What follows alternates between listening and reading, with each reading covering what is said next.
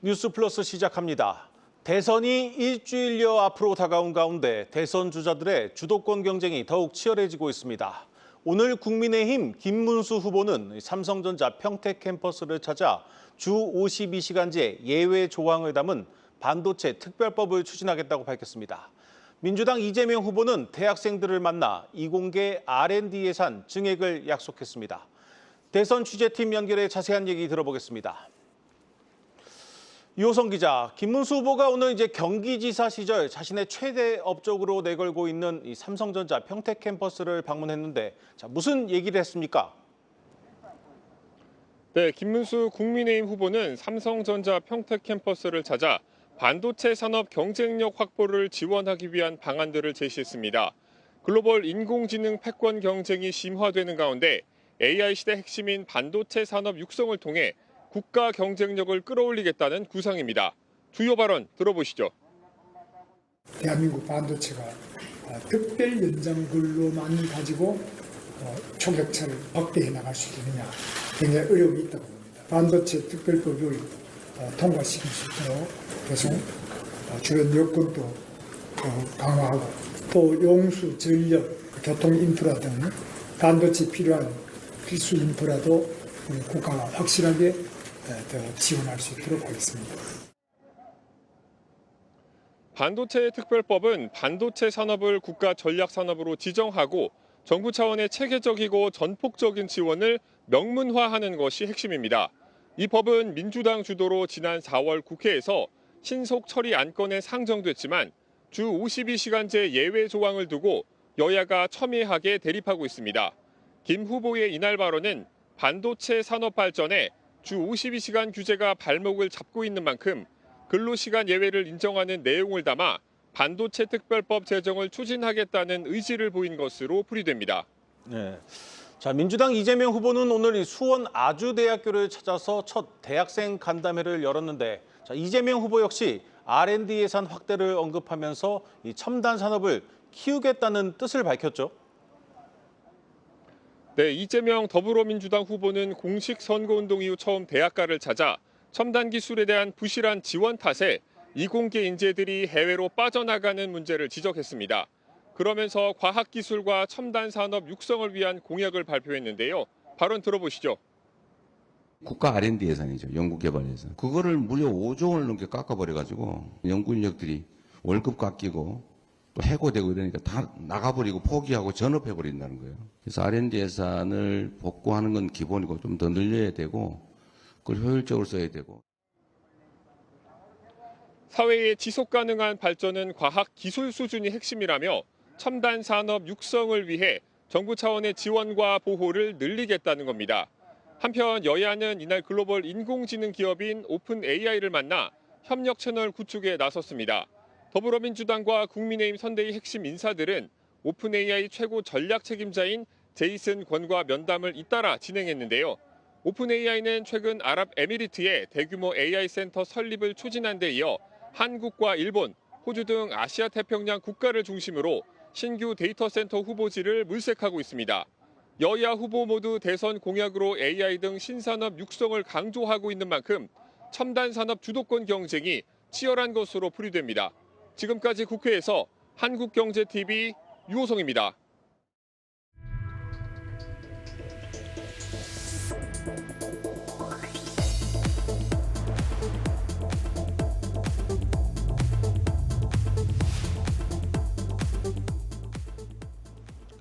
이 전통적인 금융자산을 블록체인 기술로 디지털화하는 이 토큰화 열풍이 이제 미국 주식으로 향하고 있습니다. 미국의 가상화폐 거래소 크라켄이 테슬라와 애플, 엔비디아 등 미국 주요 기업 주식을 토큰으로 만든 이 토큰 주식 거래 서비스를 준비하고 있습니다. 하지만 이 규제 장벽 또한 만만치 않습니다. 증권부 조영 기자 나왔습니다. 조 기자, 먼저 이 크라켄이 출시한다고 밝힌 이 토큰 주식 거래 서비스는 어떤 겁니까?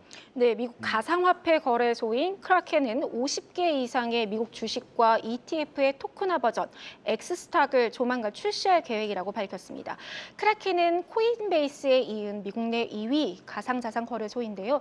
2021년 출범해서 가상화폐 거래 중개뿐만 아니라 다양한 가상자산 관련 서비스를 제공하고 있는데 가장 최근에는 유럽의 최대 규모의 가상화폐 파생 상품 플랫폼을 출시하기도 했습니다. 이번에 공개한 것은 새로운 브랜드, 그러니까 엑스스탁을 출시해서 50개 이상의 미국 대표 주식, 애플과 테슬라, 엔비디아 등 주식들과 스파이 같은 ETF의 토큰화 버전을 상장해서 거래를 제공할 예정이라고 밝혔습니다. 솔라나 블록체인을 기반으로 해서 크라켄 앱에서 거래가 가능하고요. 토큰과 실제 주식, ETF가 1대1로 연동이 됩니다. 그래서 실제 주식이나 ETF 가격을 추종할 것으로 보이는데요. 실물 자산은 크라켄의 파트너사인 팩트 파이낸스가 보관하고 실물 주식을 담보로 토큰을 발행해 유통하는 방식으로 이루어집니다. 이번 엑스스탁이 자리 잡을 경우 이 전통적인 금융자산의 블록체인 기반 거래 첫 사례가 될 전망으로 블록체인이 가상자산 거래를 넘어서서 실물 금융자산의 유동성과 접근성을 높이는 인프라로 자리 잡게 된다는 데 의의가 있습니다. 가상화폐 기반 형태의 미국 주식들을 365일, 24시간 내내 거래가 가능해지게 되는데 아루준 세티 크라켄 CEO는 기존 국제거래 시스템의 수수료와 또 거래 지연, 제한된 거래 시간 등의 문제를 해결할 수 있을 것이라며 글로벌 투자자들이 미국 주식시장을 더 유연하고 또 실시간으로 접근할 수 있도록 하려는 것이다라고 배경을 설명했고요. 엑스스탁은 미국 외 지역, 그러니까 유럽과 아시아, 라틴 아메리카, 아프리카 등에서 먼저 서비스를 오픈할 예정이라고 말했는데 구체적인 국가와 서비스 개시 날짜는 아직 명시되지 않았습니다.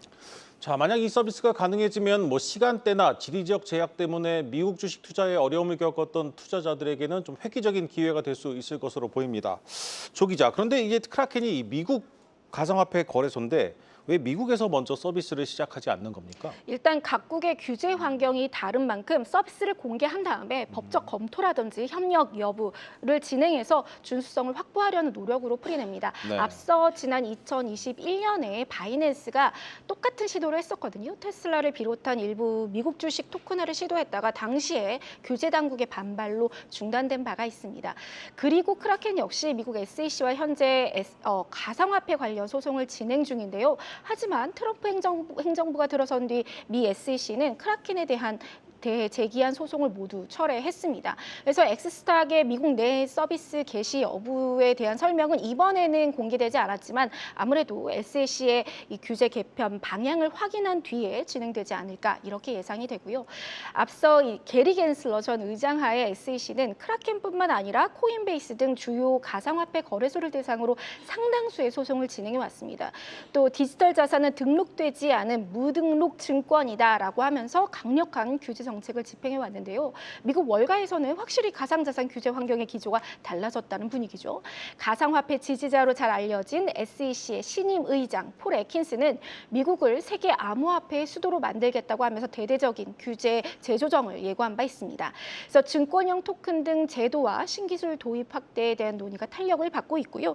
실제로 미국 SEC의 헤스터 피어스 의원이 최근 토큰화된 증권의 발행과 유통을 허용하는 규제 샌드박스를 공식적으로 제안했고 크라켄뿐만이 아니라 로빈후드와 블랙록 등이 전통 금융자산의 토큰화를 공개적으로 추진 중입니다.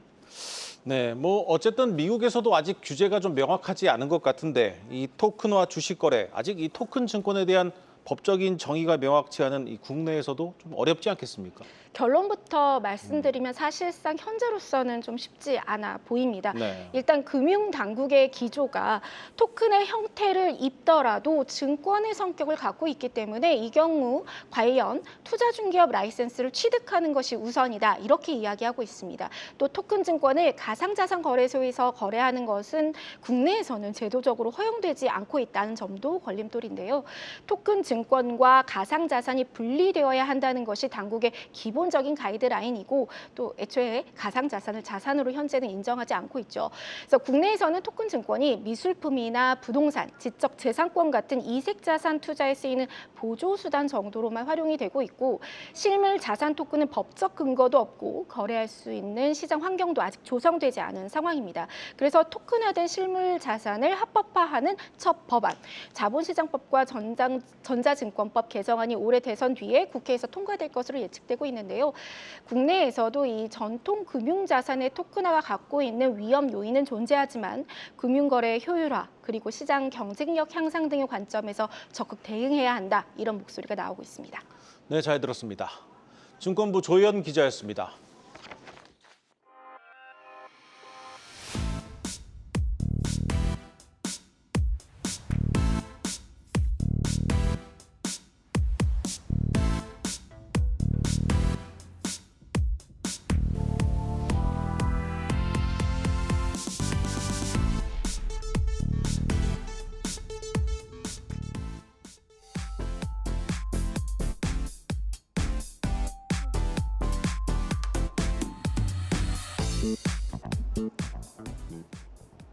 오늘 증시 이슈 짚어보는 마켓톡톡 시간입니다. 코스피가 외인과 기관의 동반 순매수에 힘입어 2640선까지 성큼 올라왔습니다. 도널드 트럼프 미국 대통령이 유럽연합과의 무역 협상 기간을 기존 6월 1일에서 7월 9일로 연장한다고 밝힌 점이 시장의 불안감을 일부 완화한 것으로 풀이됩니다. 원달러 환율은 11.2원 내린 1364.4원에 마감했습니다. 7개월 만에 최저치로 최근 미국의 재정 건전성에 대한 우려가 커지고 있다는 점이 환율 급락의 배경인 것으로 해석됩니다. 오늘 대부분의 종목들이 긍정적이었던 가운데 특히 원전 관련 기업들이 크게 주목받는 하루였습니다. 트럼프 대통령이 2050년까지 미국의 원전 용량을 4배 늘리겠다고 선언한 데다 EU에서도 원전 산업 재건 움직임이 커지면서 기대감이 증폭되고 있는 겁니다. K원전의 러브콜이 이어질 것으로 기대되는 시기에 증권가에선 특히 한전기술과 두산에너빌리티에 주목하고 있습니다. 대형 K원전의 미국 진출 성공 시 그동안 주가가 소외받았던 원자력 설계 회사 한전기술의 주가 도약이 기대된다는 분석이 나오고요. 또 국내 유일의 원전 핵심 기기 제조사인 두산에너빌리티, 물론 그간 주가가 많이 올랐습니다. 전문가들은 다수의 미국 소형 모듈 원자로 설계 회사와 웨스팅하우스의 원자로 기자재를 공급하며 K원전이 미국에 진출할 때 동시 수혜가 기대된다는 분석이 나옵니다. 글로벌 원전 르네상스가 예상되는 시기에 국내 건설 회사의 원전 시공 능력이 부각되며 오늘 주요 건설주들도 큰 폭의 상승세를 보였는데요.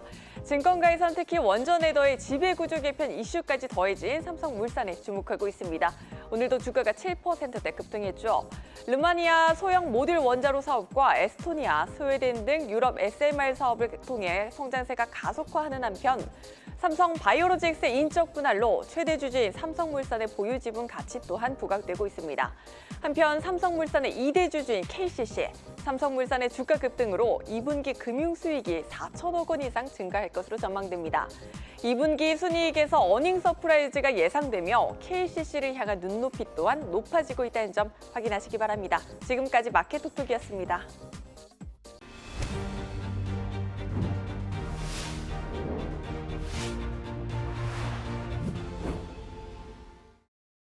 AI 100조 투자, GTX 전국 확대, 농어촌 기본소득과 노인 기초연금 인상까지. 조기 대선이 일주일 앞으로 다가온 가운데 표심 잡기에 바쁜 후보들의 공약 경쟁이 치열합니다. 각 캠프에서 예상하는 공약 실천 비용은 이재명 후보가 210조, 김문수 후보 150조 원입니다.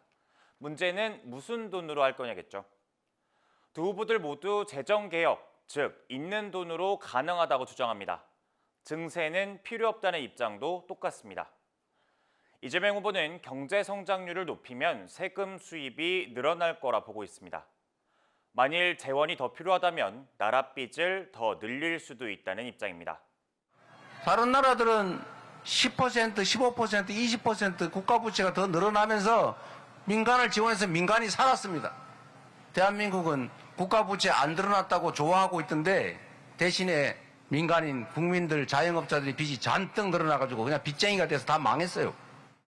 정부에서 적극적으로 해서 소상공인을 생환시키기 위한, 살려내기 위한 다양한 대책을 세우는데 여기에는 국가 부채가 일정한 정도 늘어날 수밖에 없습니다. 그걸 감수를 해야 된다고 생각합니다. 지난해 기준 우리나라의 국가 채무는 1,100조 원으로 GDP 대비 47% 수준입니다. 글로벌 주요국과 비교하면 낮은 수준이라고 하지만 기축통화국이 아닌 다른 나라들과 견줘보면 올해부터 평균을 넘어설 걸로 예상됩니다. 앞서 국제신용평가사 무디스는 미국의 재정적자를 이유로 국가 신용등급을 낮춘 바 있죠. 신용등급이 강등되면 국채금리가 올라가면서 정부는 물론 기업들이 감당해야 하는 자금 비용이 늘어나게 됩니다. 우리나라는 당장 위험한 수준은 아니라고 하지만 초저출산과 고령화, 저성장이 심각한 만큼 재정 단속이 중요한 상황인데요. 재정 건전성에 대한 구체적 대안이 없는 공약이 대외 신인도 악화로 이어지고 장기적으로 미국처럼 국가 신용 등급 강등이 현실화하는 건 아닌지 우려가 나옵니다. 미국이 지난주 열린 한미 2차 관세기술협의에서 우리 측에 비관세 장벽 철폐를 공식 요구한 것으로 알려졌습니다. 이 한미 FTA에 따라 상호 간 관세가 사실상 없기 때문에 이 비관세 장벽 문제를 집중적으로 제기해 우리의 양보를 압박하고 나선 것으로 해석됩니다. 세종 스튜디오 연결합니다. 전민정 기자, 이번 협의에서 미국이 철폐를 요구한 비관세 장벽은 무엇입니까? 네, 미국 정부는 지난 3월 내놓은 국가별 무역 장벽 보고서에서 미국 상품과 서비스 수출을 저해하는 다양한 비관세 장벽이 존재한다고 지적한 바 있는데요. 구체적으로 30개월 이상 소고기 수입 금지와 수입차 배출가스 규제, 구글 정밀지도 반출 제약, 약값 책정 정책, 무기 수입 기술 이전 등을 문제 삼았습니다. 이번 2차 기술협의에서 미국 측은 보고서에 언급된 특정 농산물 등 다수의 비관세 장벽 문제를 해소해야 한다고 우리 측에 처음 요구한 것으로 확인됐습니다. 다만 구체적으로 어떤 항목이 거론됐는지에 대해선 통상당국자는 협상이 진행 중인 사항이라며 말을 아꼈는데요. 그런데 미국은 2008년 소고기 시장 개방 합의 당시 30개월 미만 소에서 나온 고기만 수입하도록 한 조치를 16년 넘게 유지하고 있다며 불만을 드러내고 있는 상황이죠. 쌀도 트럼프 대통령이 지난 4월 상호관세 발표 행사장에서 한국은 수입쌀의 50에서 513%의 관세율을 부과하고 있다고 거론했을 만큼 미국의 불만이 큰 품목입니다. 따라서 줄라이 패키지가 마련되기까지 소고기와 쌀 수입 규제 완화 등이 향후 관세 협의 테이블에 오를 것이라는 관측이 나옵니다. 한편 이번 협의에서 미국의 관심은 비관세 조치 등에 주로 맞춰졌는데요. 한미 간 환율 부분에 관한 언급은 전혀 거론되지 않았다고 산업부 측은 설명했습니다. 이 소고기와 쌀 문제는 우리에겐 좀 민감한 사안인데다 여기에 조기 대선으로 이 새 정부가 출범하게 되는데 이 상호 관세 부과가 예정된 7월까지 협상을 마치긴 어렵지 않겠습니까? 네, 그렇습니다. 우리 정부는 이번 협의에서 25%의 상호 관세는 물론 자동차, 철강 등을 포함해 향후 부과 가능성이 있는 품목 관세 일체를 면제해 주기를 희망한다는 입장을 전달했는데요. 또 한미 FTA에 대한 특별한 고려가 필요하다는 점도 강조했습니다. 정부는 처음으로 미국 측의 요구사항을 구체적으로 확인했고 우리 측의 분명한 입장도 전달한 만큼 범정부 차원의 대응책 마련에 속도를 낸다는 계획입니다. 우선 이번 주 관계부처 대책회의를 열어 한미 기술협의 결과를 공유하고 분야별 대응 전략을 구체화하고요. 미국 측 요구 중 우선순위 등을 정확히 분석해 남은 협상 과제를 차기 정부에 넘기는 작업에도 착수합니다. 다만 미국 요구 대부분이 국내 이해관계가 복잡한 민감한 사안이죠. 또 정부가 바뀌는 시점이어서 협상의 연속성을 확보하기 어려울 수 있다는 지적이 나오는데요. 올해 미국 관세로 인한 국내 수출 기업들의 실적 악화를 우려하는 목소리가 커지고 있는 가운데 오는 7월 8일 최종 협상 데드라인을 지킬 수 있을지 주목됩니다. 지금까지 세종 스튜디오였습니다.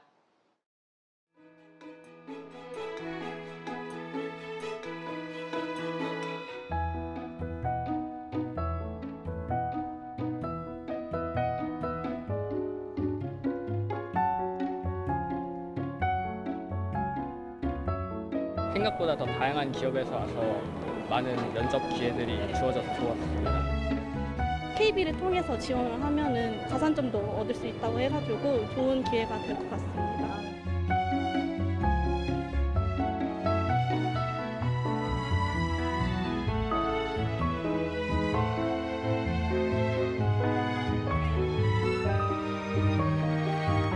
오늘 이 자리가 어려운 경제 상황 속에서도 구직자 여러분의 꿈을 이루기 위한 내일 나이잡을 향한 희망찬 첫걸음이 되기를 진심으로 바랍니다.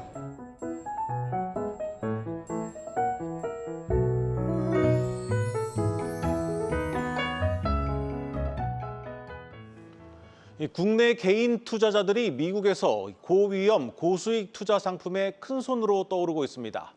미국에서 레버리지 3배짜리 상장지수 증권이 다시 출시되는데 한국 투자자들을 타겟으로 하고 있습니다. 뉴욕에서 김종학 특파원입니다. 미 나스닥 본사에서 한국 기관들과 상장지수 펀드 운용사들의 소규모 투자 설명회가 열렸습니다. 미 증권거래위원회에서 2020년 이후 신규 승인이 제한됐던 3배 이상의 고배열 상품이 재출시되면서 한국 중개기관에 설명하는 자리입니다. 2020년 국제유가가 마이너스를 기록한 당시 바클레이스가 신용을 댄 원유 선물 상장지수 펀드가 파산한 뒤 허가를 받은 몇 안 되는 파생 상품입니다. 올해 한국 투자자들의 미국 주식 결제 규모를 살펴보면 테슬라, 알파벳 등 특정 종목의 2~3배 고배열 상품이 크게 늘었습니다.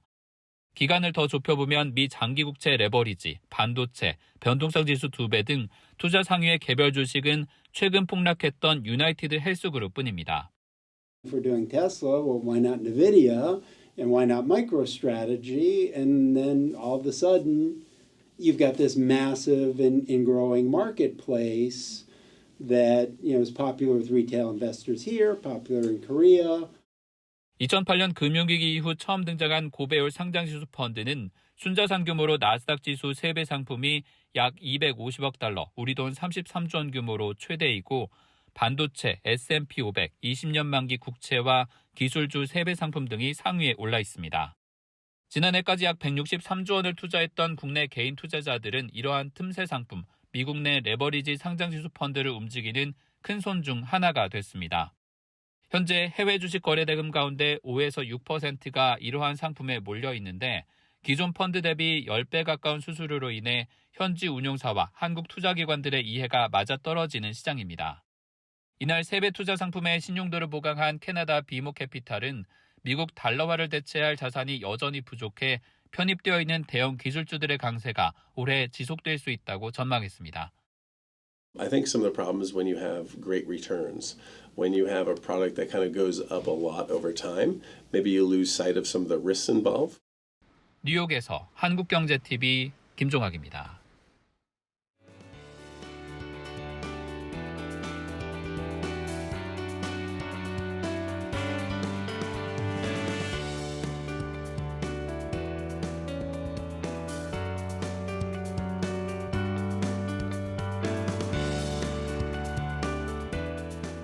서울시는 나이 들어가시는 것이 불편하고 외롭지 않도록 어르신 한 분 한 분이 존중받고 행복한 삶을 누리실 수 있도록 99수까지 팔팔하게 건강하게 지낼 수 있는 서울 만들기 위해서 계속 노력하겠습니다.